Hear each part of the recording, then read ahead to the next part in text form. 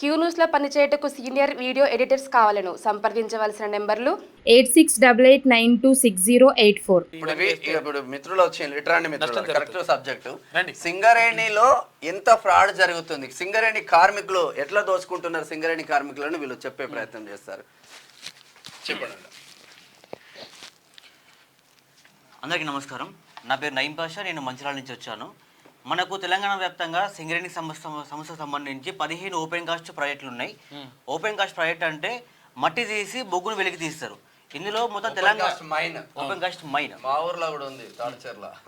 మేము శ్రీరాంపూర్ నుంచి ఉన్నాం, శ్రీరాంపూర్ ఏరియా. దీంట్లో మొత్తం 21 మంది కాంట్రాక్టర్ పనిచేస్తారు. ఈ 21 మంది కాంట్రాక్టర్ దగ్గర తెలంగాణ వ్యాప్తంగా దాదాపు 18,000 నుంచి 20,000 మంది పనిచేస్తారు. దీంట్లో వీళ్ళకు చట్టపరంగా సిఎంపిఎఫ్ చట్టం ఏం చెప్తుందంటే సిఎంపిఎఫ్ ఇవ్వాలంటున్నారు. కానీ సింగరేణి కంపెనీ ఏం చేస్తుంది, వీళ్ళకు ఈపీఎఫ్ జమ చేసుకోమని ఒక ఆప్షన్ ఇస్తుంది. కేంద్రం కూడా minister of coal CMPF trust వాళ్ళు కూడా ఖచ్చితంగా సిఎంపిఎఫ్ లో డబ్బులు జమ చేయాలంటున్నారు. సిఎంపిఎఫ్ ఏమంటుంది 19% శాలరీని డిడక్ట్ చేసి అదే 19% అంటే కాంట్రాక్టర్ కూడా జమ చేయాలి. అంటే 19 + 19 30% జమ చేయాలి. మనం 1000 రూపాయలు మనకి కట్ అయితే ఇంకో 1000 రూపాయలు వాళ్ళు వేయాలి, జమ చేయాలి, కార్మికుడికి చెందాలి. కానీ ఇప్పుడు మనకు సిఎంపిఎఫ్ లో 1000 + 1000, కానీ ఈపీఎఫ్ ఏమంటది జస్ట్ 1000 కాదు 500 కార్మికుడు 500 ఎంప్లాయర్. కానీ దీనిలో మనకి ఏం చేస్తుందంటే ఒక్కొక్క ఎంప్లాయర్ కల్లా 1000 రూపాయలు మిగులుతుంది, కాంట్రాక్టర్ కి 1050 రూపాయలు మిగులుతుంది. ఎక్రాస్ గా మనం చూసుకుంటే ఎగ్జాంపుల్ 20,000 మంది వేసుకుందాం అంటే 2 కోట్ల డబ్బులు మిగులుతుంది నెలకు. సంవత్సరానికి 20 కోట్లు మిగులుతున్నాయి మొత్తం తెలంగాణ వ్యాప్తంగా. ఈ వ్యవస్థ మొత్తం మనకు దాదాపు 20 సంవత్సరాలు నడుస్తుంది. 20 కోట్లు ఎవరి జేబులోకి పోతుంది? 2 కోట్లు అంటే సంవత్సరానికి 24 కోట్లు. 24 కోట్లు అయితే ఎవరి జేబులోకి పోతున్నాయి? ఈ వ్యవస్థ సింగరేణిలో దాదాపు 20 సంవత్సరాలు నడుస్తుంది ఇదంతా. అంటే ఓపీ మనకు 1994 జరిగినా కూడా 10 సంవత్సరాలు పక్క పెట్టినా కూడా 2004 నుంచి 24 వరకు 20 సంవత్సరాలు లెక్క చూసుకుంటే దాదాపు 4 కోట్ల స్కామ్ జరిగింది సింగరేణిలో. కాంట్రాక్టర్ జేబులో పోతాయి. ఒకవేళ కాంట్రాక్టర్ సిఎంపిఎఫ్ కట్టకపోయినా కూడా దీనిపైన ఎవరు చర్యలు తీసుకోవాలి? దీని మీద చర్యలు తీసుకోవాల్సింది కేంద్ర ప్రభుత్వం చర్యలు తీసుకోవాలి, సిఎంపిఎఫ్ ట్రస్ట్ వాళ్ళు చర్యలు తీసుకోవాలి. ఇన్ని కోట్లు జరిగినాయి కాబట్టి స్కామ్ దీంట్లో ఐటీ సిబిఐ ఈడీ దీంట్లో ఇన్వాల్వ్ కావాలి కంపల్సరీ. దీంట్లో లెటర్ రాసి ఎవరికైనా మేము లెటర్ రాసినాం, కేంద్ర ప్రభుత్వం లెటర్ రాసినాం. కానీ కేంద్ర ప్రభుత్వం ఏం చేస్తుంది, సింపుల్ గా సింగరేణికి సబ్మిట్ చేస్తుంది. ఇప్పుడు ఏమైందంటే అసలు యాక్చువల్ గనులు భూగర్భ శాఖ మంత్రి కేంద్ర మంత్రి ఇప్పుడు మనకు కిషన్ రెడ్డి ఉన్నారు.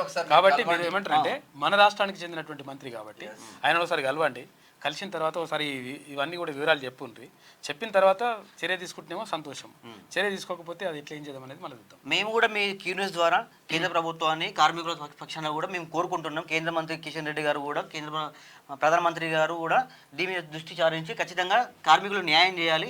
మళ్ళీ ముఖ్యమైన విషయం ఏంటంటే మనకు కోల్ ఇండియా ఒకటి ఉంది, సింగరేణి ఒకటి ఉంది. కోల్ ఇండియాలో దాదాపు 8 సంస్థలు ఉన్నాయి. దాంట్లో హై పవర్ కమిటీ వేసిస్తున్నారు. అంటే ఒక్కొక్క కార్మికునికి 30,000 జీతం వస్తుందన్న మొత్తము. కానీ దీంట్లో ఏం చేస్తారు సింగరేణి కంపెనీ ఏదో వాలంటరీగా, అంటే మేము సొంతగా మాకు కేంద్ర ప్రభుత్వం ఎటువంటి జీవో ఇవ్వకపోయినా రాష్ట్ర ప్రభుత్వం జీవో ఇవ్వకపోయినా కూడా మేము ఎంతో కొంత ఇస్తామని ఒక జీవో ఒక సైకిల్ పాస్ చేసేది వాళ్ళు. దాని ప్రకారంగా వీళ్ళకు కార్మికులకు 20,000 జీతం వస్తుంది నెలకు. కానీ అక్కడ కోల్ ఇండియాలో 30,000 వస్తుంది, 35,000 రావాల్సి 20,000 వస్తుంది. ఒక్కొక్క కార్మికుడు 15,000 రూపాయలు నష్టపోతుంది ఇంట్లో. తాడిచెర్ల ఓపెన్ కాస్ట్ మైన్లో మా ఊర్లో కూడా అదే పరిస్థితి.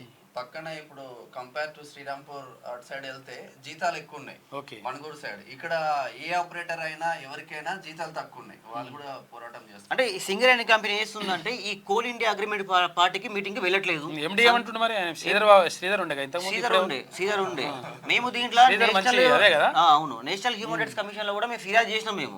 కానీ వీళ్ళు ఏమంటారు మాకు దానికి సంబంధం లేదు, మేము పోలేదు, అగ్రిమెంట్లు మేము లేదు, మేము సంతకాలు పెట్టలేదు, మేము ఇయ్యం, దానికి మాకు సంబంధం లేదు అంటారు. మేము మనుషులమా కామా కార్మికులమా కామా అని అడుగుతాం. సింగరేణిలో మొత్తం బానిస నడుస్తుందన్న మొత్తం. సీఎం రేవంత్ రెడ్డి గారు కూడా June 2 సింగరేణిలో అన్ఫిట్ మెడికల్ అన్ఫిట్ అని ఉంటది. మెడికల్ అన్ఫిట్ ఎవడైతే పైసలు ఇస్తారో వాళ్ళకి అన్ఫిట్లు జరుగుతాయి. నిజంగా సింగరేణి కార్మికుడు యాక్సిడెంట్ అయ్యో వివిధ కారణాలతో మెడికల్ అన్ఫిట్ నుండి వాళ్ళ కొడుకు ఉద్యోగం రాదిగా.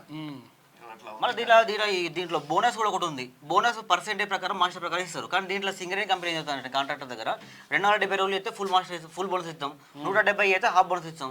ఈ 270కి 170కి మధ్యలో ఎంతమంది కార్మికులు వర్క్ చేసిల్లో వాళ్ళంతా ఈ బోనస్ అంతా మొత్తం లాస్ అయ్యిల్లు. దీనిలో గ్రాట్యుటీ సిస్టమ్ ఉండదు. 3 సంవత్సరాలు చేస్తే ఒక దగ్గర కంపెనీలో పని చేస్తే గ్రాట్యుటీ ఇవ్వాలి, గ్రాట్యుటీ ఇయ్యరు, బోనస్లు ఇయ్యరు, జీతాల బానిసత్వం మొత్తము. CMPF ఇవ్వకుండా ఈపీఎఫ్ ఇస్తాలు మొత్తం దీని మొత్తం ఎటు తవ్వినా కూడా కొన్ని కోట్ల కాంట్రాక్ట్ అవుట్సోర్సింగ్ ఉద్యోగులు ఈ కాంట్రాక్ట్ అవుట్సోర్సింగ్ ఉద్యోగులు అంతా వీళ్ళని రెగ్యులర్ కావాలని కూడా డిమాండ్లు ఉన్నాయి కదా. డిమాండ్లు ఉన్నాయి. శ్రీరాంపూర్ ఓపెన్ చేసిన ఫిబ్రవరి నెలలో ఒక కార్మికుడు చనిపోయిండు, కాలు ఇరిగింది ఇక్కడ దాకా. ఆయన 15 లక్షలు ఎక్స్టెండ్ చేయాలి, ఇవ్వకుండా 6 నెలల నుంచి తిప్పించుకుంటారు అక్కడ. మొత్తం ఎటు పోయినా మొత్తం లక్షలు కాదు కొన్ని కోట్ల కుంభకోణం మొత్తం. దీనిపైన రాష్ట్ర ప్రభుత్వం కూడా దృష్టి కేంద్రీకరించాలి. ఎందుకంటే 51% రాష్ట్ర ప్రభుత్వ వాటా ఉంది, 49% కేంద్ర ప్రభుత్వ వాటా ఉంది, అత్యధిక వాటా రాష్ట్ర ప్రభుత్వం ఉంది. తర్వాత కేంద్ర మంత్రి కూడా ఈ గనులు, ఈ భూగర్భ వనరులు ఇవన్నీ కూడా శాఖ మంత్రి కూడా మన కిషన్ రెడ్డి ఉన్నారు కాబట్టి కిషన్ రెడ్డి గారి దగ్గరికి వెళ్ళండి, ఒకసారి ఆయనతో మాట్లాడండి. మీకు ఏమైతే ఉన్నాయో సమస్యలు ఉన్నాయో లెటర్ ఇవ్వండి. ఒకవేళ ఇచ్చిన తర్వాత ఒకవేళ పని చేస్తే సంతోషం, పని చేయకపోతే మనం మాట్లాడదాం. సరేనా? క్యూ న్యూస్ లో పనిచేయటకు సీనియర్ వీడియో ఎడిటర్స్ కావాలను సంప్రదించవలసిన నెంబర్లు 8688926084.